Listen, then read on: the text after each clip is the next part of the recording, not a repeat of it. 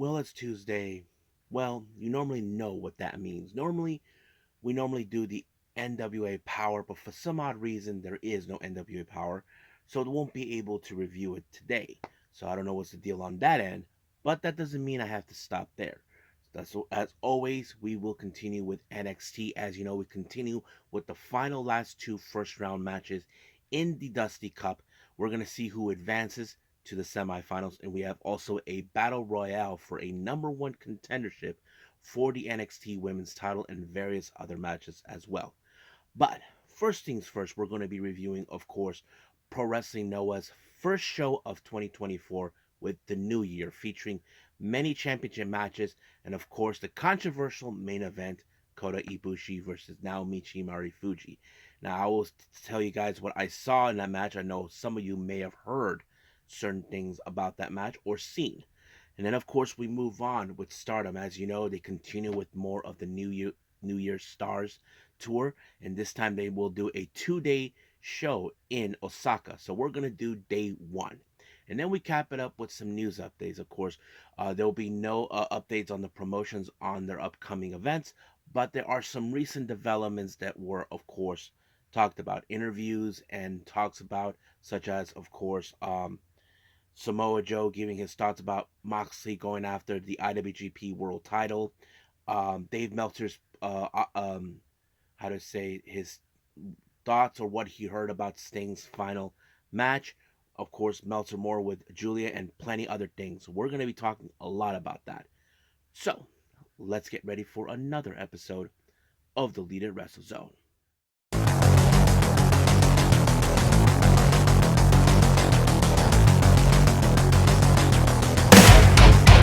Are you ready? Get up, get up! Get up, get up! Get up, get up! Get up, get up! Get up, get up! Get up, get up!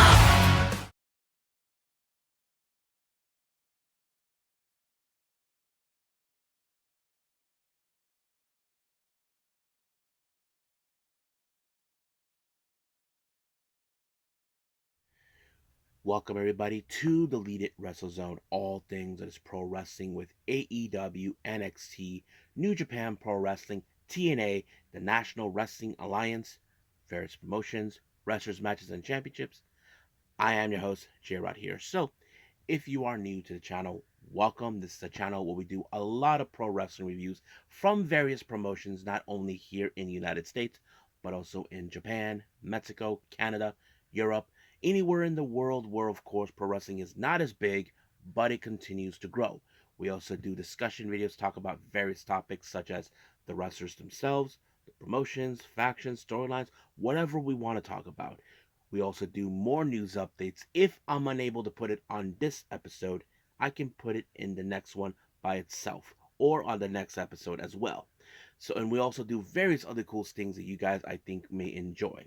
So, if you like what you see, please subscribe to us. So, click on that subscribe button. You'll be getting a lot of daily reviews and other cool stuff as well. But if you also like this episode, please give us a like on the like button or a nice comment in the description down below. Now, let's begin with Pro Wrestling Noah. Now, I haven't been able to review this since it first started. This is the very first show starting 2024, the new year, and I think there was some people say that this show in fact sucked. Like it wasn't that good due to certain aspects, especially the controversial main event. But we'll get to that. Now they do open up with two pre-matches. The first one is Yu Ozawa and Taishi no Yu Owada and Taishi Ozawa. Now these two guys were the young boys in Noah. As you know, there was a lot of promising with Ozawa from the very beginning. However, I wasn't too sure how this one. However, I was surprised that Owada finally picked up his first win. He actually pinned Ozawa with the bridge, and Ozawa was like in disbelief. I mean, as I said before, Ozawa was a very promising wrestler, but Owada, I have to say, he has grown up so much.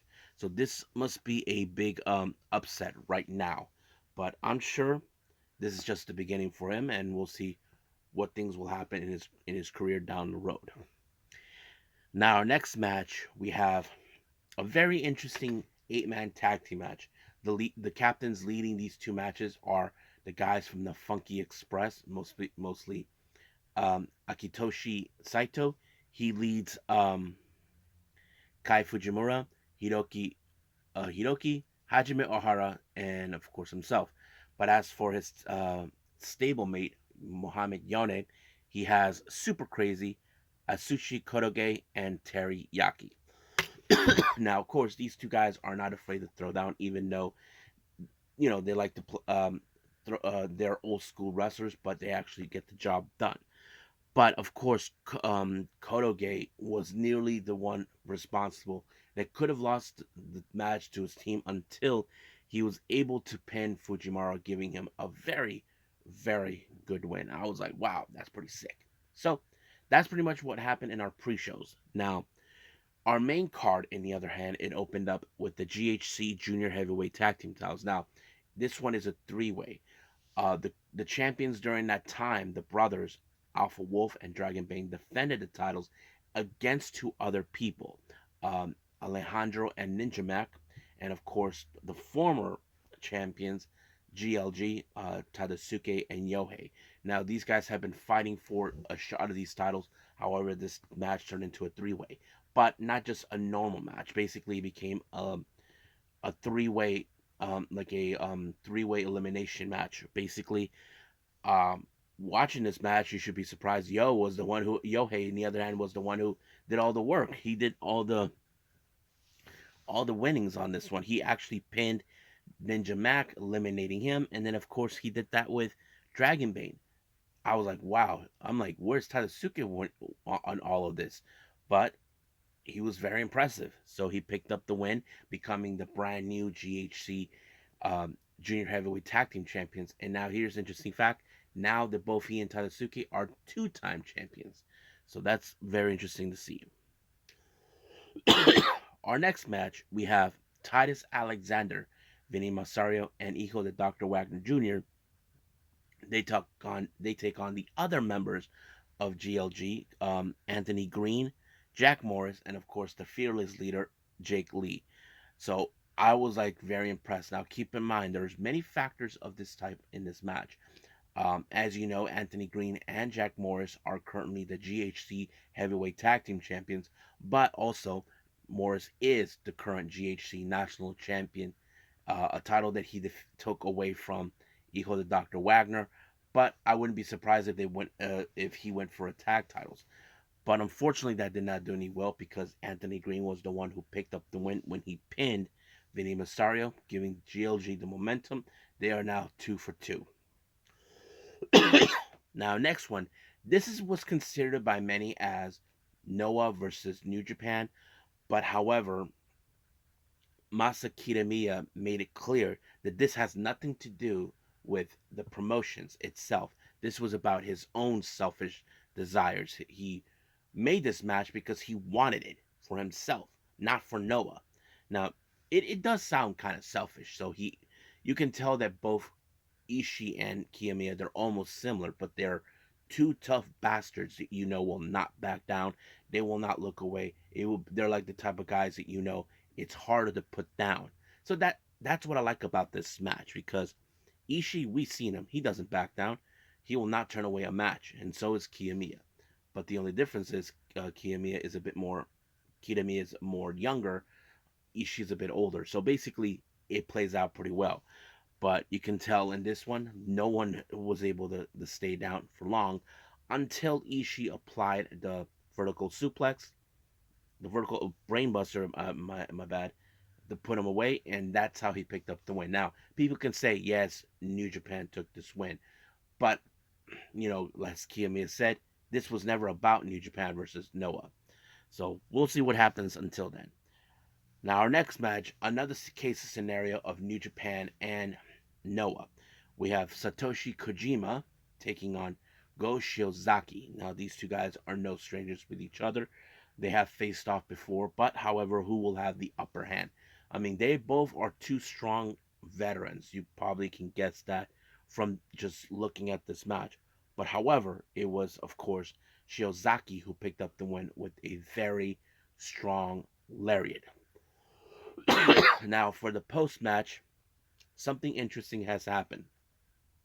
While Shiozaki was doing his little promo in the ring, all of a sudden we see uh, Asushi Kodoge, Hiroki, Mohamed Yone, and Akitoshi Saito. They were wearing the shirts that says Team Noah. So it appears that Go Shiozaki is forming a new unit that is representing Noah. So basically, this is something very interesting to see. So I can't wait to see what's going to happen. So Shiozaki, if you guys know, he's always the one who says, "I am Noah." That's always been his catchphrase since he has been one of the top, the most. Uh, he's a veteran and of course one of the most impressive champions we have seen so far. So we'll see where we'll go from there with Team Noah. Now, our next match, we have the Yoshi wrestlers taking place. We have Luminous, Miyuki Takase, and Haruka Umasaki. They take on Nagisa Nozaki, and of course the great Sakuya, the daughter of the great Muta. So basically, you probably wouldn't expect it. Now, if you guys remember, was it last month or November, we did see the great Sakuya appear and missed um, what's her name, Umasaki, and now she aligned herself with Nozaki out of nowhere. But however, the match itself, you probably wanted to see more what the great Sakuya could do. But however, due to the ref being knocked out once, they brought in a chair. Um, the great Sakuya was trying to cut her way through. However, the ref tried to stop her, and the result of that, Sakuya attacked the ref with the chair, then destroyed Boy Luminous completely, sending a clear message. Now, you probably can guess that this match was kind of like pathetic, but in a way, it's more like introducing Sakuya who she is. Like, is she really is like her dad, the Great Muda? And of course, Sakuya actually saw Muto, Keiji Muto, who was there on commentary. Now we all know that Muto has a darker side, and that is Muda. But of course, Sakuya can see like I know you, so that kind of sets it out. Now our next match, we have a very interesting match. Ulka Zazaki. From my understanding, this guy, he's an MMA fighter. He takes on the Murder Machine, Takashi Sugiura. Now that guy is a tough sob. Not gonna lie. So I was impressed with Zaki in this match, even though this is his the start of his career. I wouldn't expect a whole lot, but very impressive. But unfortunately, he ended up in a submission. No, a submission? No, he ended up on the wrong side of the Olympic slam by Sugiura, picking up the win. But in the end, of course, Sugiura showed him a lot of respect. I mean, he probably was impressed by him, knowing that the guy could withstand him. And I think that's a good thing for, of course, for Sasaki, knowing that he really put up a hell of a performance for himself. And to face a guy like Sugiura. Now, our next match, we have Hayata teaming up with the ace of New Japan Pro Wrestling, Hiroshi Tanahashi. He takes on, of course, Hayata's former teammate, Yoshinari Ogawa, and of course, someone that Ogawa is familiarized with, Zack Sabre Jr. So, as you know, this took place exactly 2 days prior before Wrestle Kingdom. So that kind of is like a warm up between both Tanahashi and Zack Sabre Jr. But the real question is, how will this play out? However, it was Zack Sabre Jr. with a submission move that put away Hayata to give him the match. But this was a clear message that Zack Sabre Jr. sent to Tanahashi. Now, we all know the result of what happened between Tanahashi and Zack Sabre Jr. Zack Sabre Jr. lost to Tanahashi for the New Japan World Television title, but we all know that. Now, our next match, this is for the GHC Junior Heavyweight title. Eita versus Daga. Now, these two guys are no strangers from each other. They both knew each other back in their time in Dragon Gate. those who don't know, I actually seen many of Daga's matches in Dragon Gate. Um, I think this was his very first tour in Japan, from my opinion, from what I remember. But Eita was the leader of a faction known as RED, Real Efficient. I think that's what's called. But Daga, as you know, has been one of the most dominating junior heavyweights we've seen. However, Eita, who made the jump to Noah, wants to be the face of the Noah juniors. So basically, Daga feels that Eita will never be the face of the division. That's always been the case. But man, these two guys brutally not killed each other, but put up a hell of a fight, move after move. But however, it was Daga with the X factor of one of his finisher, the Diablo Wings, that put him away once and for all, claiming that he is the guy who runs the junior heavyweight division in Noah. But the real question, does the commenters make clear? Does anybody have a counter for the Diablo Wings? That's the obvious question. So we will see when that happens. Now, our next match we have is a bit of a war between the House of Torture and members of both New Japan and Noah. Now, if you guys remember clearly, Noah was invaded by House of Torture. They, in fact, disrespected Noah. Kato Kiyomiya was not going to let that stand, as you know, who is a guy who's been so supportive of Noah, made the decision to make his way there. So we had an elimination match between, of course, House of Torture and Full Force. We had Sho, Dick Togo, Yujiro, Ren Narita, Kanemaru, and Evil. As for the team that are opposite against them is Shota Umino himself. He teams up with Junta Miyawaki, Shuji Kondo, Daiki Inaba, Rohei Oiwa, and Kato Kitamiya. But here's how the elimination went down from this entirety. Sho pins Junta Miyawaki, but however, it was Kondo who actually tossed Sho over the top. He eliminates him. But Kanemaru was able to over the top both Shuji Kondo and Daiki Naba. But it was Shota Umino who eliminated both Kanemaru and Dick Togo. But unfortunately, he and Ren Narita actually eliminated themselves. But their fight rages on all the way to the backstage, no matter what. But the match is still going on. However, it was um, Yujiro who eliminated Rohei Oiwa. But however, Kaito Kiyomiya eliminated Yujiro, but then left by Evil and, of course, Kaito Kiyomiya. But one thing that was crazy, of course, Evil was going to use his dirty tactics, use the referee. People were concerned of the fact that the referee of this match was a New Japan instead of Noah. Now, I wouldn't know why would they do that, but however, I don't think Noah referees are know what they got them will get themselves into. New Japan had dealt with the House of Torture's dirty tactic way too many. Does the Noah refs really need to do that? I think that's the commentators what they should have realized. House of Torture, they don't play by the rules. So, but however, it was Kiyomiya who applied the Shining Wizard onto Evil while he was outside of the apron, and boom, Team Noah wins the entire day. Excuse me.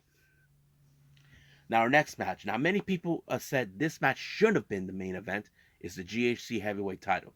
Manabu Soya versus Keno. Two guys who know each other too well. They were part of the faction known as Congo until Keno disbanded. But now Manabu Soya, who has no allegiance to any faction, is now out to get Keno. The entirety of before the start of 2024, Manabu Soya have picked up victories after victories, sending a clear message to Keno that he was coming for his title. But Keno, oh my God, I have to say, Manabu Soya actually put him through the limit. So that sets it all right there. But it was, of course, Keno with the stomp that put away. No, no, not the stomp. It was the crossface that put away Manabu Soya away and giving them the win. However, as soon as this happened, Kano had a feeling that this was going to happen sooner or later, that he was going to be a target. So the person who responded was none other than Go Shiozaki. So Go Shiozaki wanted a shot of the title. However, Keno said no. Now, Keno has never refused an opponent. But, however, it appears he has like a problem towards Go Shiozaki. Now, if you guys remember, I mentioned Go Shiozaki has a catchphrase that says, I am Noah. So he tells Go Shiozaki, I'll put the title on the line if you put your catchphrase on the line. So basically, as you know, Keno feels that now that he has a GHC title, that he is the one who leads Noah, not Go Shiozaki. So, yes, so we will see that. Now, our next match, we have Kota Ibushi versus Naomichi Marufuji. Now, this match, many people call it controversy, and now I see why people did not like this match. People said it was the worst one. I mean, it does seem like it was. It could have been at another perfect opportunity. Now, I can see how Kota Ibushi's his ankles were like all messed up. But however, I felt like they didn't have the energy.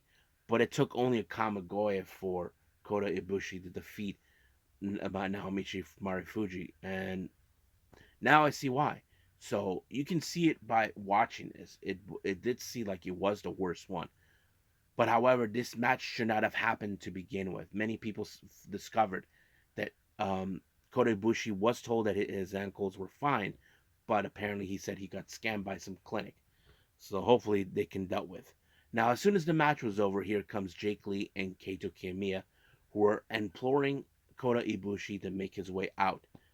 So basically, he's trying to act. They don't want him to be in the Noah ring. I mean, Jake Lee, on the other hand, he was an outsider in that same position. But now, since he embraced Noah, he feels like Kota Ibushi has no place there. But Kato Kiyomiya is giving him that look. I wouldn't be in if Kato Miya is smart. He should not get in the face of Ibushi because he'll come for him one way or the other. So I think that's pretty much it what we have with Noah, and I think this is the longest one I've ever done so far. So let's move on with our next one, Stardom.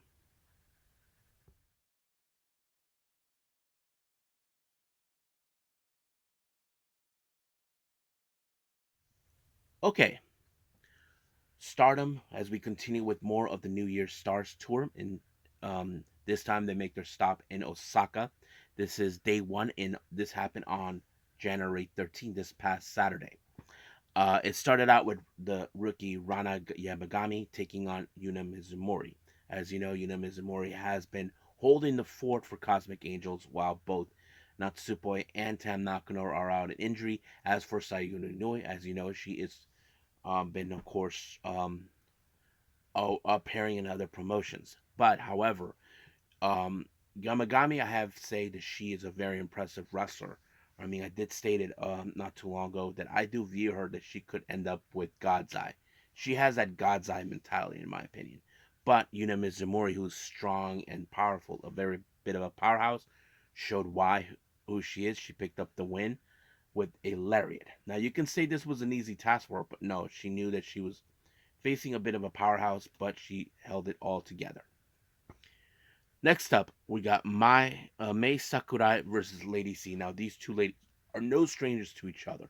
They have teamed up before, but Lady C disliked Mai Sakurai after what happened in the start of 2022. If you guys don't remember, Mai Sakurai betrayed the Cosmic Angels, and Lady C, on the other hand, find it that how can you side with the woman who whacked you in the back with a weapon? The same thing happened to her.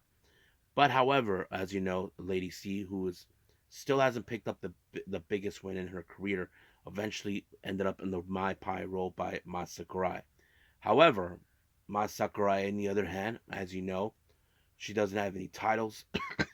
The unit has disbanded, so she's now looking for a butler. But we'll see what happens from here on out. I highly doubt that she'll get someone in the roster to be her butler. Now, our next match we have um, Sayaka Kurara teaming up with Mina Shirakawa. They take on Queen's Quest Miyu Amasaki and Utami Ayashida. Now, of course, in this kind of scenario match, it's Kurara who is the least experienced member that will be targeted, and that person who took her out was none other than Utami Ayashida with a move. I hopefully I typed it right. Como como Ritsuri Otoshi. Hopefully I pronounced it right. If not, then I apologize to the fans about that. To Stardom Utami Ishida fans. But yeah, so that picked up the win.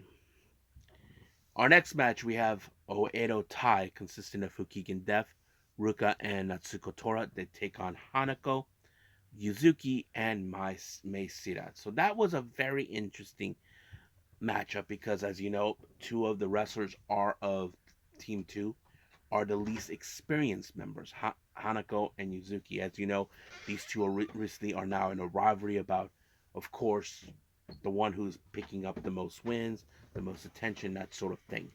But however, of course, they are teaming with Meisira, who is the current high-speed champion.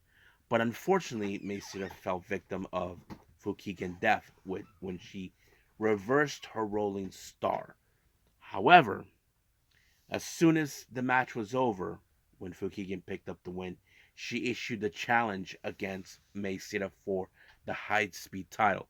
However, Meisira denied that, but of course, Fukigen Def is not going to be denied. That is who she is. She wants that title so bad. Our next match, we have God's Eye members Saki Kashima, Ami Suri, Mirai, and Shuri. They take on stars consisting of Saida, Hanan, Azuki, and Mayu Iwatani. Now, I thought this match was pretty darn good in every way possible.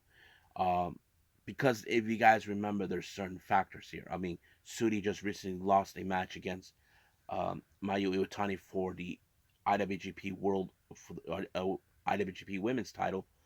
But however, there was a great moment. Now, keep in mind, if you guys remember history, Hanan was, of course, a former future champion, and she lost that belt to Ami Suri.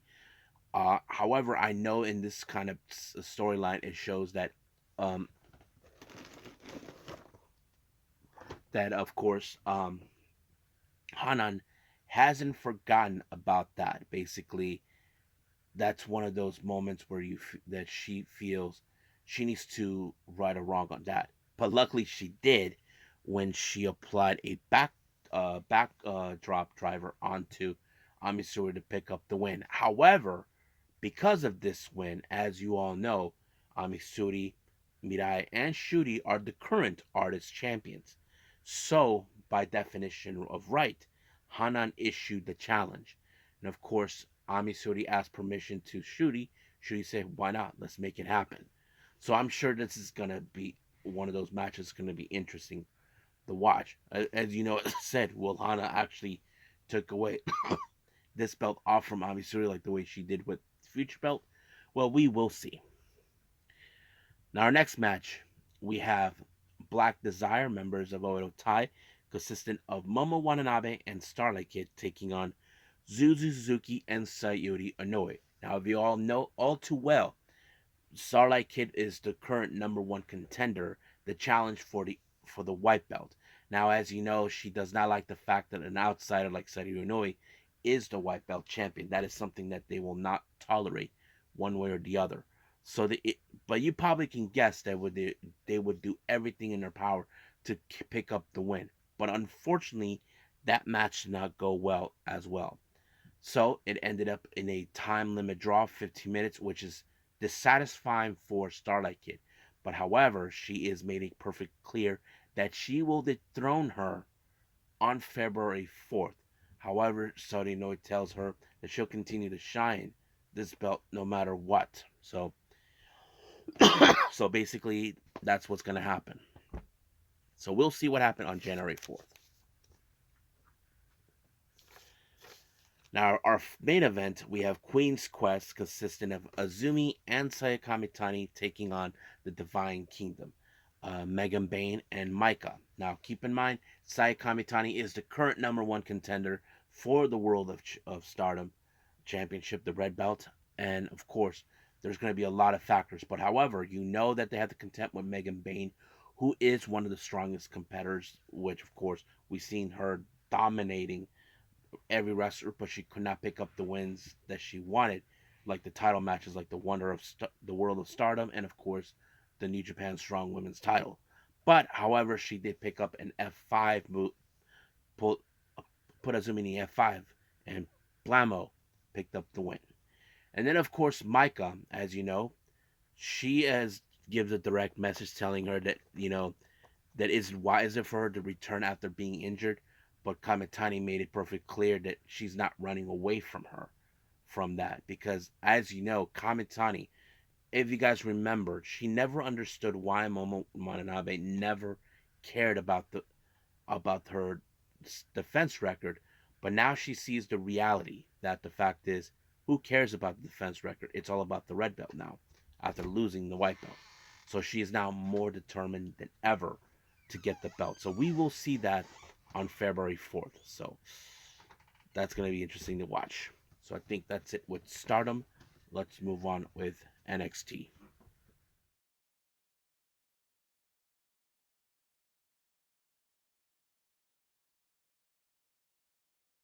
Okay, NXT.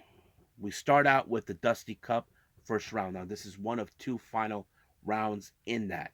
So, our first team, we have Trick Williams and Carmelo Hayes. Now, we know that that this was a last minute thing that was added. This was suggested by Carmelo Hayes. Now, remember, Carmelo Hayes says, "Look, if we win, I become a Triple Crown champion. If you win, you get to be two Trick belts." So basically, he could win both the tag titles and the NXT title. So that is obvious to him. So, but they have to contend with the team that we have watched grown so much, and many of us have always said they should have been champions by now, and that is Malik Blade and Edris Enofe. Now, you probably could guess that this was not an easy task for them, but the cohesion between both Mello and Trick has worked out pretty well. But it was, of course, their teamwork that finished off Blade when Trick Williams applied a knee strike onto him, and it was over right from there. They advanced into the semifinals, so that is something we will pay attention to. Now, during and as you know, we did mention that there was going to be a number one contendership for the NXT Women's title in a battle royale. So basically, they interviewed Fallon Henley, who is determined to walk out as the winner. So that is something we will see. And then we did see later on a Lola Vice and Electra Lopez talking about dealing with Tatum Paxley and and Larry Valkyria. But however, once again, Larry Valkyria Tatum Paxley shows up all creepy, basically protecting Tatum Paxley at any cost. So that is something that's going to be interesting. Now, last week we saw the most interesting development. We have a brand new North American champion, Oba Femi, who cashed in his NXT uh, contract, where he actually cashed it in and become the new champion. However, Dragon Lee had showed up demanding a rematch, but Oba Femi told him no. So he has other plans what he was intending to do, but he feels that it didn't contempt with the rematch towards him. So basically, I don't know what's gonna happen, but we'll go from there.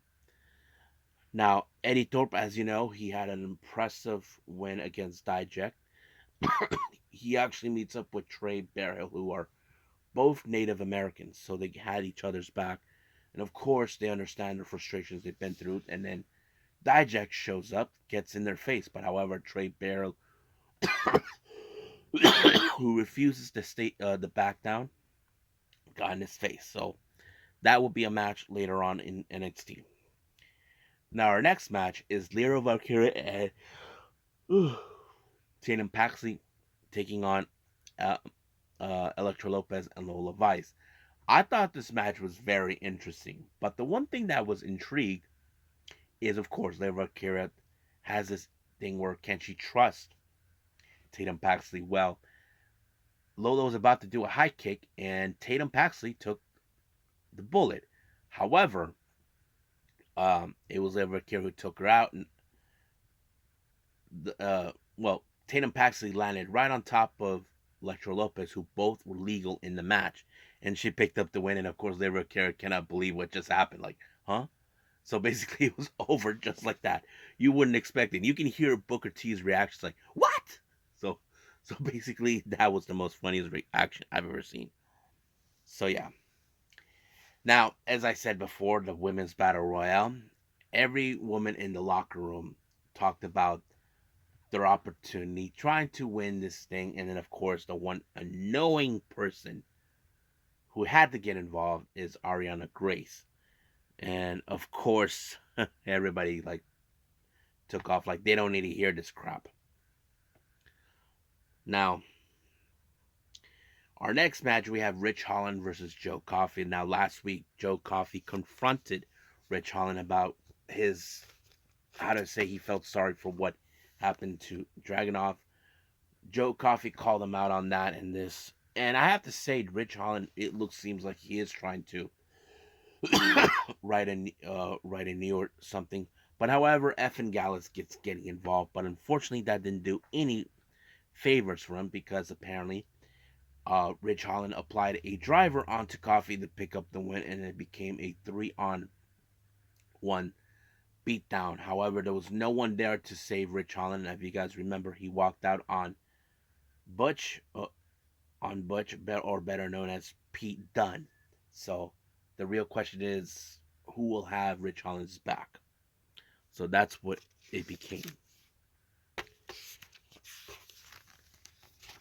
Now, as you know, Mello and Trick are very satisfied with their win. However, they still got to contend until the next one, but they are confident enough to believe they could walk out. But all of a sudden, here comes Dragunov, who issued an apology to um, Trick Williams, telling him, "I'm sorry because I let you down and I let the fans down." So he made the decision that he's going to make it up to him at Vengeance Day. Now, Trick was a bit more like, "Are you sure?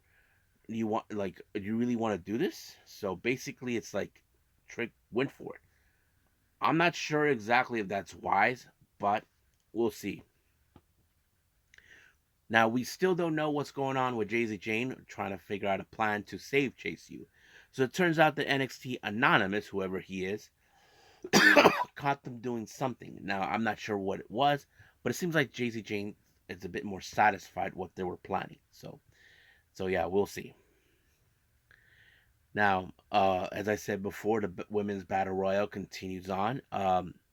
They all spoke about their opportunity in this one. We have Kalani Jordan and Brittany Reese, so they already made that clear what this opportunity is gonna be like.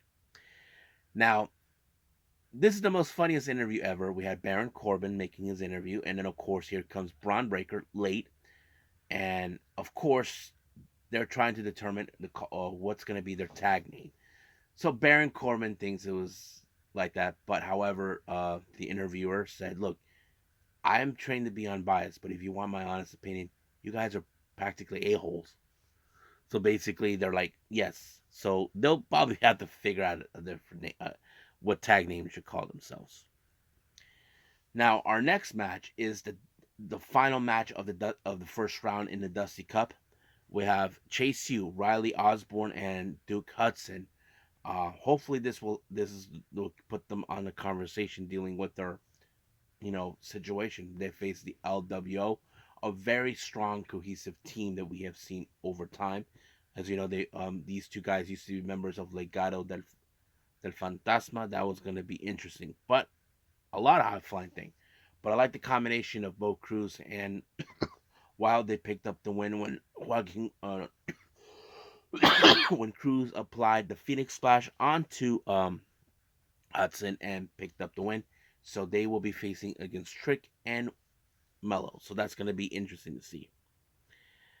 Now, we do see what's their name? Oh yeah,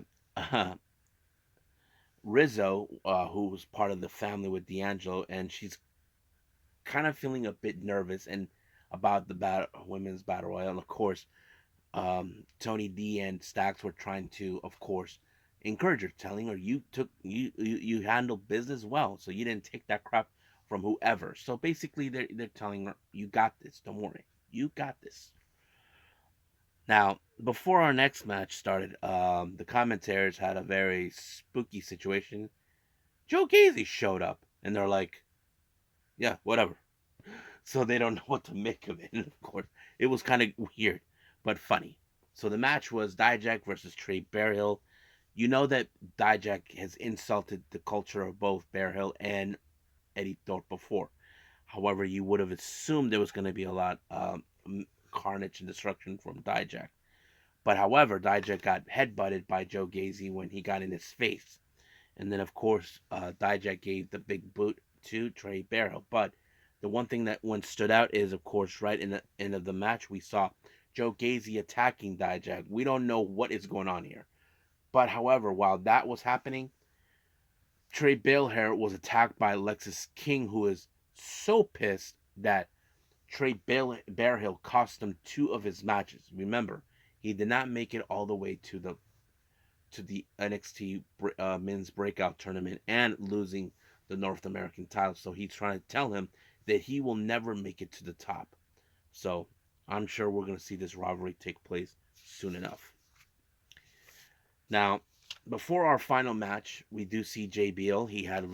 He got to meet Josh Briggs, and of course, Briggs was trying to figure out how to improve on himself watching. But JBL kind of told him, "Do you know why I picked you?" So he told him, "I see something in you." He told him that for himself, he had to put away the cards, had to put down the beer, and he became a wrestling god. So he said, "That was my journey." So he's telling him, "What's yours? You need to show the world who Josh Briggs is." So basically, he was giving him the courage, how to say, advice, what he needs to do. And I think Josh Briggs understood it. Now, we got our number one contenders women's battle royale. So here's how it goes out: 20 women will be in the ring, but the remaining 4 will have to win the match by a pinfall or submission. So that's going to be good. But there were some great moments. Like, if you guys saw this, Kelani Jordan pulled a Kofi. Yes, if you guys know what that means, let me explain. If you guys know the stories of Kofi King, seen any of Kofi Kingston's Rumble matches, there was current situations where he put himself in a pickle. The first one is when he used Jay Bale's chair as a pogo stick to get across. And of course, that was one of those great moments. And there was other moments as well. We have seen, what's her name? Katana Chains did the same thing too. And so does, and now Jordan. So I thought that was great. But there was one moment that I think was very interesting was Lola Vice stab Electra Lopez. So it makes me wonder, was Leo Valkyria right all along about Lola Vice? Was she just using her? That's the thing that goes out. Now we did see at the start of the match, you may recognize Maddie Rinkowski. Now, if you guys remember, she did sign with WWE, but now she has a very weird name, Ren Sinclair. I don't know why, but it turns out that she was the replacement for Cora Jade, who has suffered a torn ACL. But she did get eliminated in the match. But however, the last 4 remaining members in this match turned out to be Roxanne, um, what's her name? Kiana James, Kelani Jordan. I'm trying to remember who else was in this. But yes. But however, it was Roxanne Perez with the Pops Rock that picked up the win. So I thought it was interesting. But however, she will get her match against Leo Valkyria. And I think this is one of those moments where, of course, other certain wrestlers who did not want to see Roxanne Perez make another opportunity, well, it looks like it happened again. So I'm looking forward to see what's going to happen with Roxanne Perez and Leo Valkyria. That's going to be a good match to watch. And I think that's pretty much it what we have for all reviews. Let's move on with some news updates.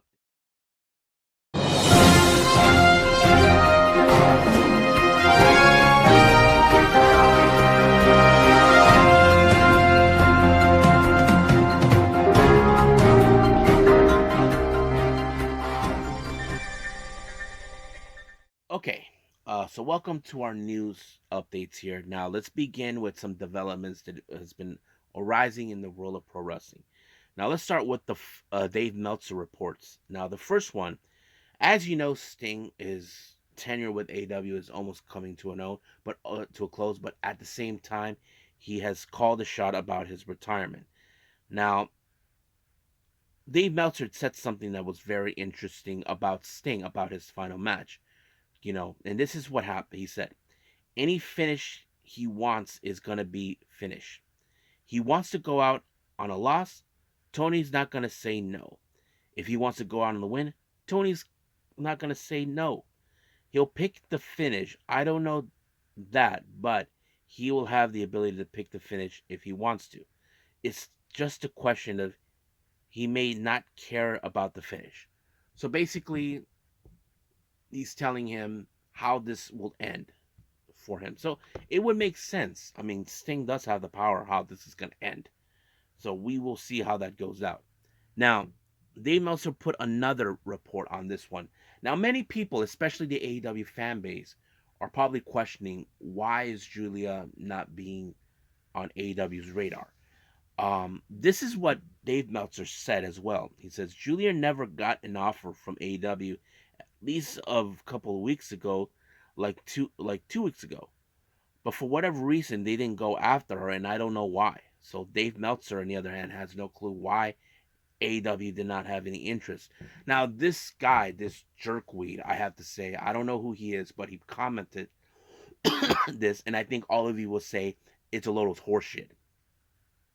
He thinks that AEW don't think of her that she's that good. You know? I mean, we all know how good Julie is. We know she can deliver. That's obvious. But I highly doubt that's the reason. But um, some people say maybe they don't want her because she could be lost in the shuffle. I mean, that is a possibility. However, there's this one person.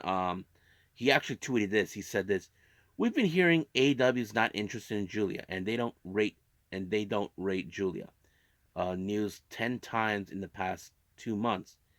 It's not worth getting upset over it anymore. She's leaving Stardom and going to WWE while AEW didn't want her. And it's the reality.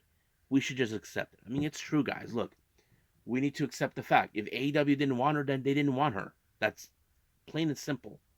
So let's just move on from it and forget about it.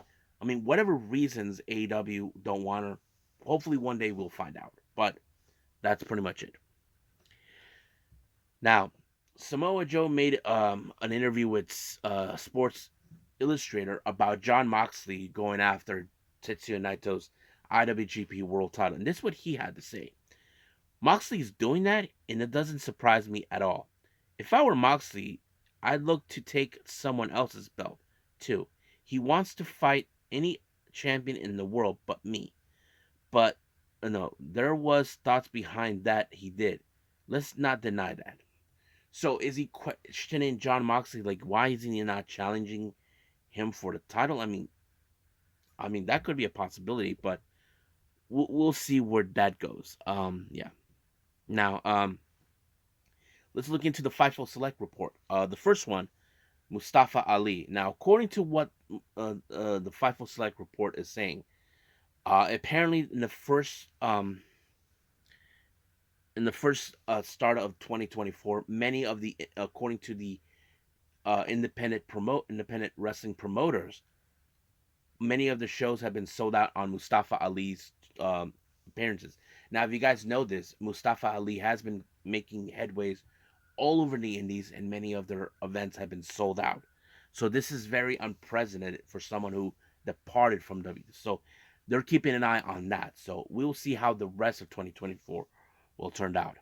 Now, continuing on with more of the Fightful Select report, it was later revealed that Tekla, who's currently on hiatus, it just been revealed that her contract with Stardom will be coming to a close. But she did say she does have plans to wrestle overseas. They did interview her and ask her if she has any thoughts. Well, she did state that WWE is no secret that that is one of the most, how to say, top promotions in the world. But however, she said that she would rather go with AEW. Not because, you know, she wants to. It's because she knows that AEW can grant her freedom, she said that since joining Stardom, things were different from what she did prior before that. And I think she's right.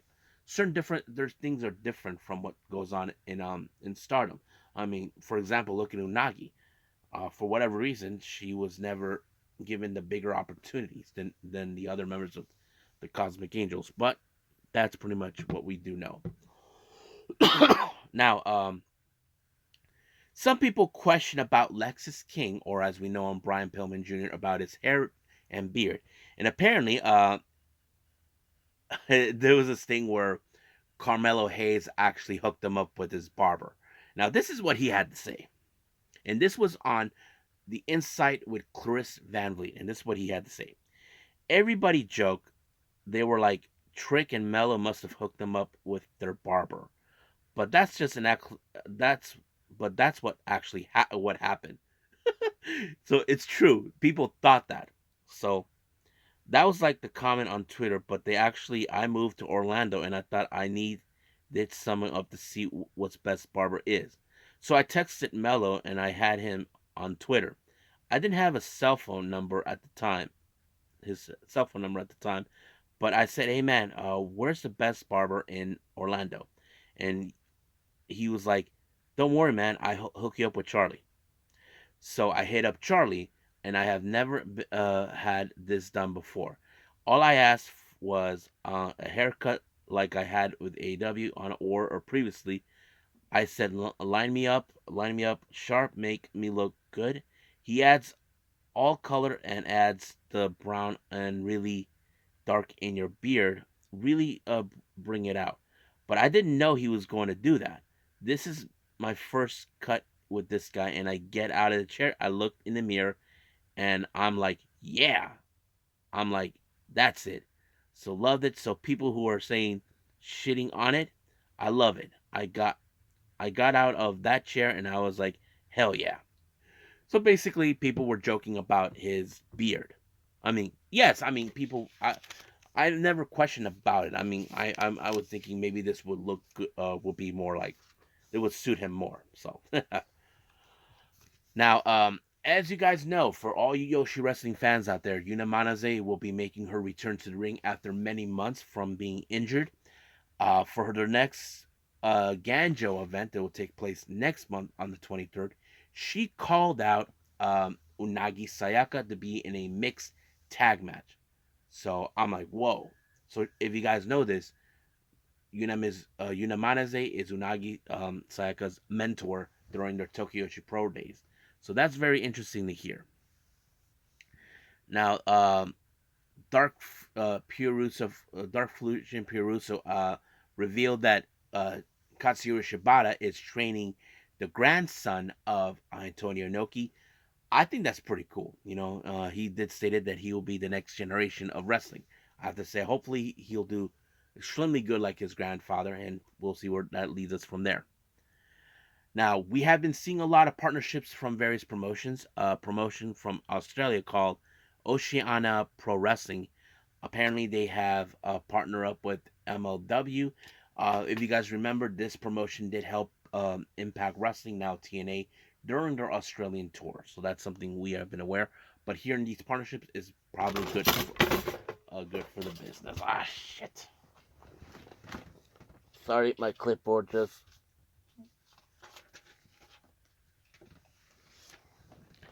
I hit my clipboard being a Butterfingers. So anyway, where was I? Oh yes, here it is. It appears that the Yoshi wrestler Maya Yuhiki is interested in the KOD 10-man tag team titles. Now, if you guys aren't familiarized with these titles, these are from DDT.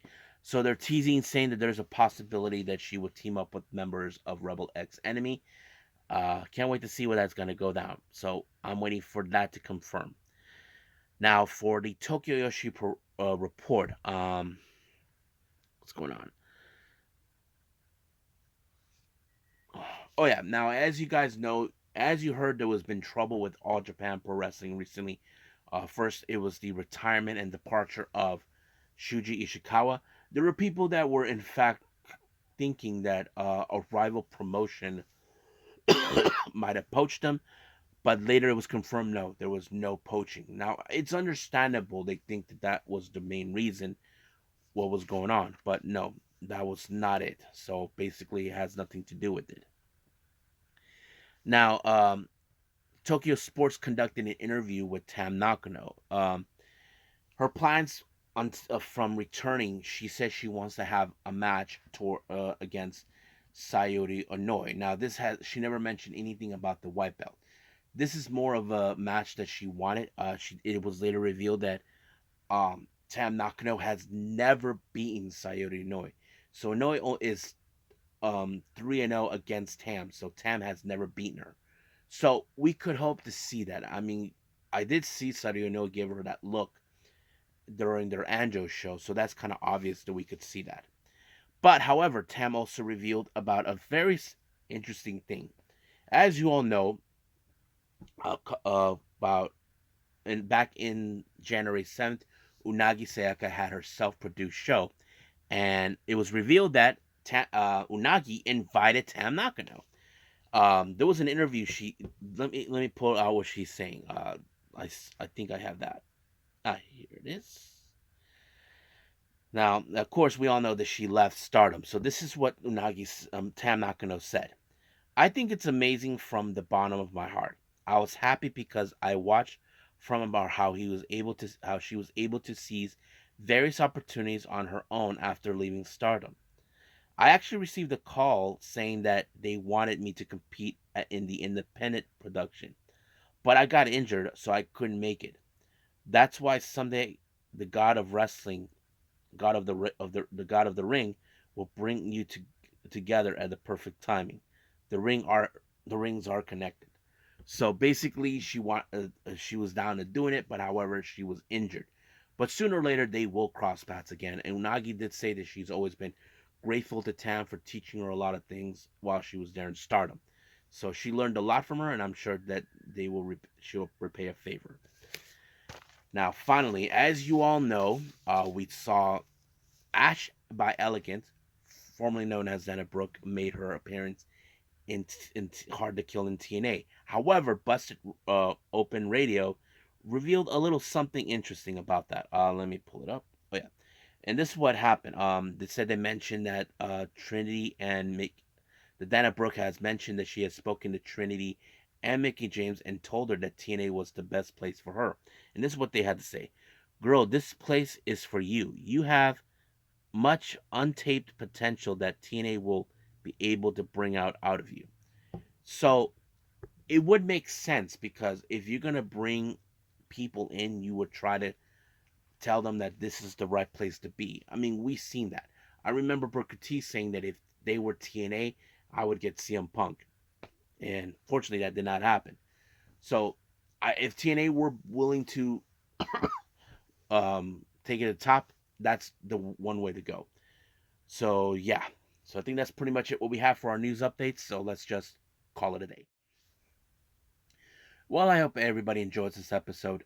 Coming up, as you all know, we do have AW Dynamite. Now, I haven't decided yet due to the circumstances, as you should know.